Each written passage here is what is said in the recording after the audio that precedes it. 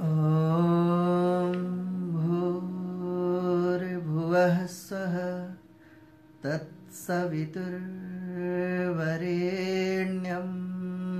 भर्गो देवस्य धीमहि धियो यो नः प्रचोदयात्।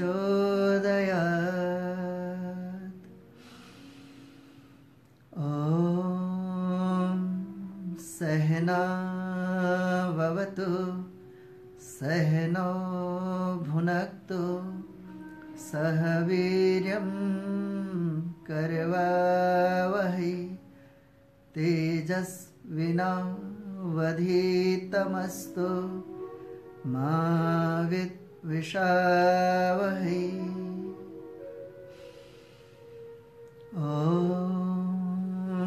असतो मा सद्गमय तमसो मा ज्योतिर्गमय मृत्योर्मा अमृतं गमय। ॐ शान्तिः शान्तिः शान्तिः।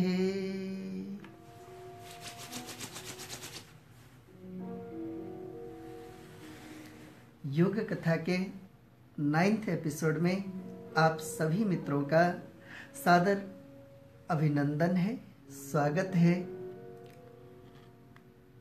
नमन है, प्रणाम है। मित्रों, एक स्टेडियम के बाहर एक व्यक्ति बसों को, वहां से गुजरने वाली गाड़ियों को हाथ देता रहता है। जैसे ही बस रुक जाती है, वह पहले ही कहता है कि मेरे पास में पैसे नहीं है, लेकिन मुझे थोड़ा दूर जाना है, कृपया मुझे ले चलेंगे क्या? लेकिन हर एक बस का कंडक्टर उसे मना कर देता है।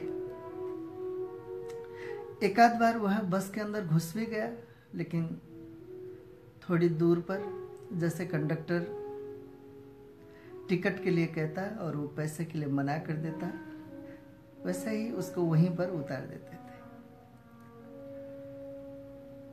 बड़ा परेशान हुआ। एक जगह पर थक हार कर वह बैठ जाता है, जोर जोर से रोने लगता है। बेचारा देखने में वैसे तो बड़ा हैंडसम लग रहा था, बड़े अच्छे वस्त्र भी पहने थे उसने, लेकिन रो कुछ इस तरह से रहा था मानो कोई असहाय हो, मानो कोई भिखारी हो, मानो कोई अनाथ हो। चिल्ला चिल्ला कर कह रहा था, कोई मेरी मदद कीजिए, रात हो रही है, मुझे दूर पहुंचना है, प्लीज मुझे मदद कीजिए। कभी कभी अंग्रेजी भी बोल रहा था लेकिन कोई भी उसकी नहीं सुन रहे थे।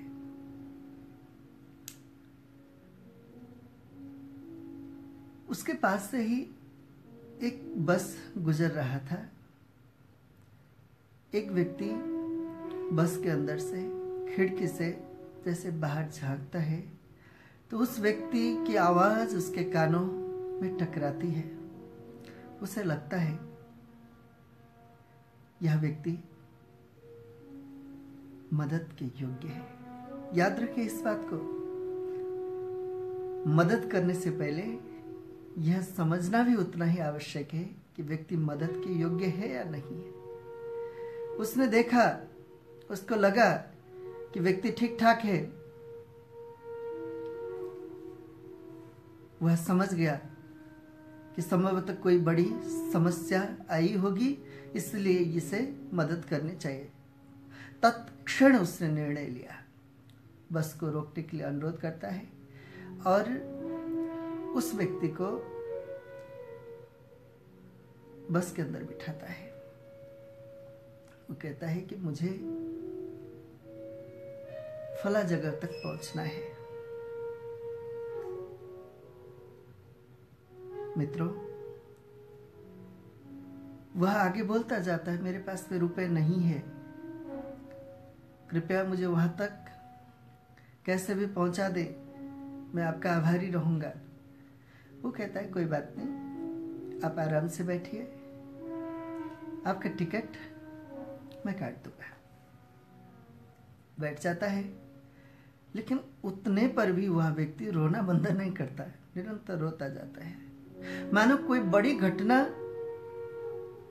घटी हो उसके जीवन में, कोई बड़ा हादसा हो गया हो उसके जीवन में, कोई बड़े सदमे में हो, निरंतर रोता रहता है।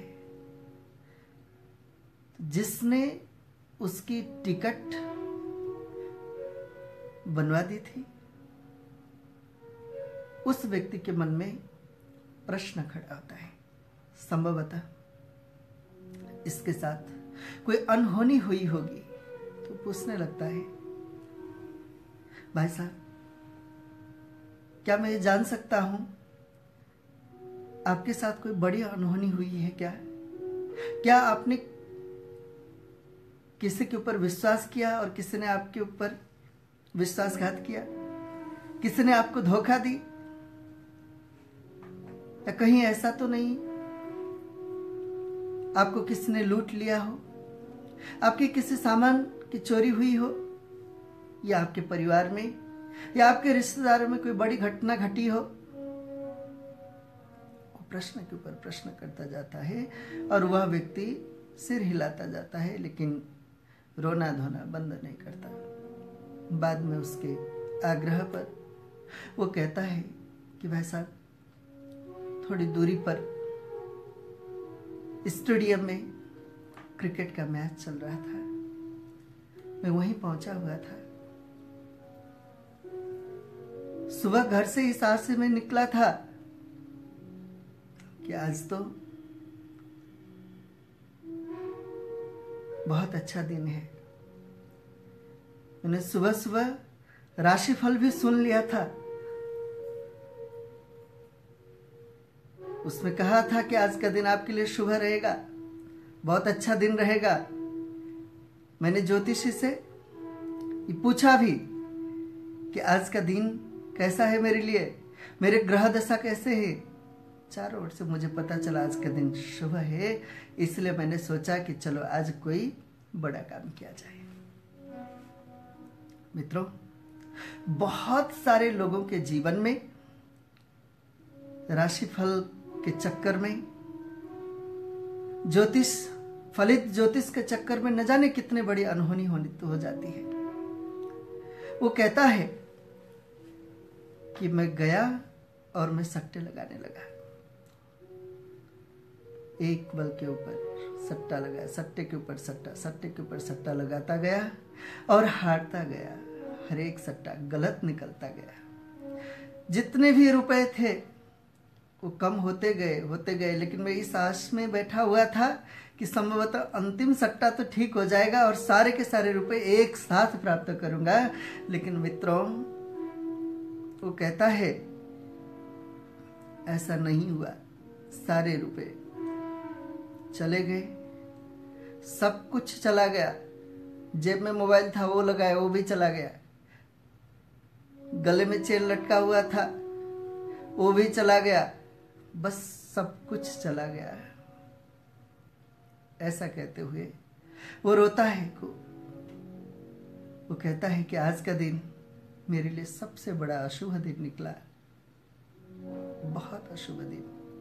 मैंने तो कुछ ऋण करके भी रुपए लेकर के आए थे कि आज खूब अच्छी कमाई होगी, वो भी चला गया, नहीं हो पाया कुछ भी, खूब रोने लगता है। लेकिन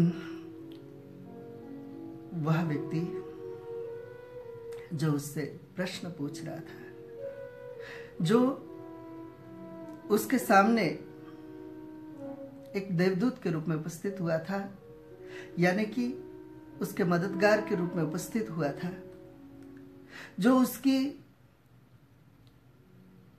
करुण पुकार को सुनकर, उसकी दयनीय स्थिति को देखकर पहले भावविह्वल हो गया था, जो अत्यंत भावुक हो गया था, जो अत्यंत द्रवीभूत हो गया था, उस व्यक्ति के चेहरे की भाव भंगिमा बदल जाती है। वो कहता है, अरे आप ऐसे हो? उस व्यक्ति की ओर जैसे वो सिर उठा के देखता है तो वह और ज्यादा दुखी हो जाता है, क्योंकि थोड़ी देर पहले जो व्यक्ति सहयोग की मुद्रा में था, अब वह व्यक्ति असहयोग की मुद्रा में दिखाई देता है।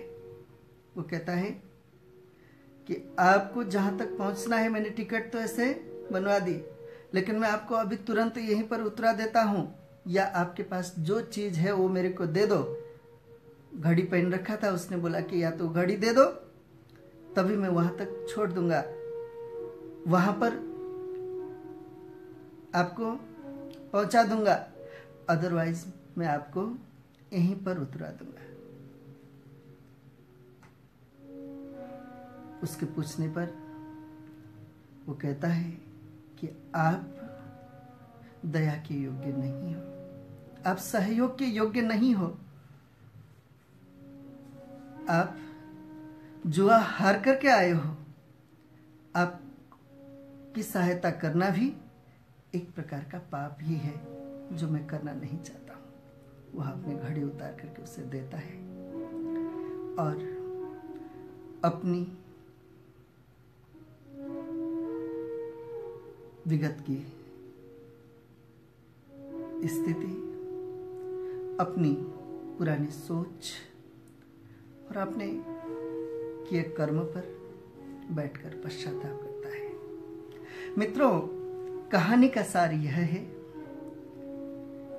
कि हमें केवल किसी को रोते हुए देखकर, केवल किसी को परेशान होते हुए देखकर, केवल किसी को दुखी देखकर, केवल किसी को अशक्त देखकर, असहाय देखकर उसकी मदद के लिए हाथ उठाना नहीं चाहिए। याद रखिए, संभवतः आप पहली बार इस तरह की बात सुन रहे होंगे।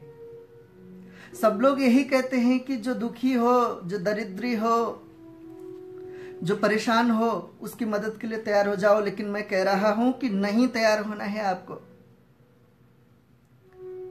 वह किस कारण से दुखी है, वह किस कारण से परेशान है, वह किस कारण से अभाव में है, पहले आपको वह समझना होगा। यदि कोई व्यक्ति जन्म से ही अशक्त है, दुखी है, परेशान है, बार बार प्रयास करने के बावजूद भी सफल नहीं हो पा रहा है, जो चाहता है बहुत अच्छा करना, लेकिन उसके बावजूद भी, धर्म को जीवन में धारण करने के बावजूद भी ऐसा नहीं कर पा रहा है, तो उसकी जरूर सहायता करनी चाहिए। दूसरी बात, जो व्यक्ति कर्मठता का जीवन जीते हुए आगे बढ़ रहा हो, बहुत परिश्रमी जीवन व्यतीत कर रहा हो, लेकिन अचानक जीवन में ऐसी घटना आ जाती हो कि वह किसी भी प्रकार के कर्म करने के लिए असमर्थ हो जाता हो, तो उसकी सहायता जरूर करना। लेकिन एक व्यक्ति जो पूरा जीवन निकम्मा पड़ा हो, जो सदा दूसरों की, उसके आंखें दिखने के लिए बंद हो जाती हो, उसके कान सुनने के लिए बंद हो जाते हो, उसके जीवन में अभाव दिखाई देता हो, तो आपको ये समझना चाहिए कि इसे मेरे पिता ने इसकी भलाई के लिए दंड दी है। मुझे इसमें किसी भी तरह से अपने पिता के द्वारा किए गए कार्य, उस ईश्वर के द्वारा किए गए कार्य में, उसके द्वारा दिए गए परिणाम में व्यवधान नहीं डालना है। आपको नहीं डालना है, कतई नहीं डालना है। आपको उसकी किसी भी तरह से, किसी भी की वृद्धाश्रम में हजारों लोगों के समय की बर्बादी होते हुए मैंने देखा। अनाथालय में बच्चों को निकम्मे होते हुए। आपको काम क्रिएट करना है, आपको काम देना है और श्रम का मूल्य देना है। चाहे वृद्ध हो चाहे बच्चे हो, उनके लिए लायक का काम दे दो, जो वो कर सकते हैं ऐसा काम दो। उन्हें कुछ ऐसा अवसर दो, काम करते करते अपने को योग्य बना सके और उन्हें श्रम का मूल्य दो। यही आपकी सेवा होगी, यही आपका असली दान होगा, यही आपके द्वारा किए जाने वाला उपकार होगा। इससे भी आगे बढ़कर एक बात कहना चाहूंगा। यदि आप योग पथ के पथिक हैं तो आपको व्यक्ति को तप, स्वाध्याय और ध्यान की ओर बढ़ने के लिए उसे प्रेरित करना होगा। हाँ, जो व्यक्ति तप, स्वाध्याय और ध्यान की ओर बढ़ रहा हो, उसके दिल खोलकर सहायता कीजिए। जितना हो सके अधिक से अधिक सहायता करने का प्रयत्न कीजिए, क्योंकि एक व्यक्ति जग जाता है तो न जाने कितने लोगों का कल्याण हो जाता है। एक दिया जल जाता है तो न जाने कितने लोगों को प्रकाश मिल जाता है। एक सूर्य उग जाने से कितने लोगों के जीवन में प्रकाश आ जाता है, कितने लोग के आंखों में दर्शन शक्ति प्रकट हो जाती है। अतः मित्रों, जब भी किसी की सहायता करनी हो, जब भी कहीं पर भी दान देना हो, जब भी किसी की मदद करनी हो, उससे पहले जरा रुककर एक बार जरूर विचार करना, ईश्वर के द्वारा दिए गए विवेक का जरूर प्रयोग करना और उसकी वस्तुस्थिति को समझकर यदि आपको लगता है कि यह व्यक्ति सहायता के योग्य है, यह व्यक्ति मदद के योग्य है, तो उसकी मदद करना और यदि लगता है उसके लिए आप काम क्रिएट कर सकते हैं तो काम क्रिएट कीजिए, उससे काम लीजिए और उसे श्रम का मूल्य दीजिए। ओम शांति ही शांति ही शांति।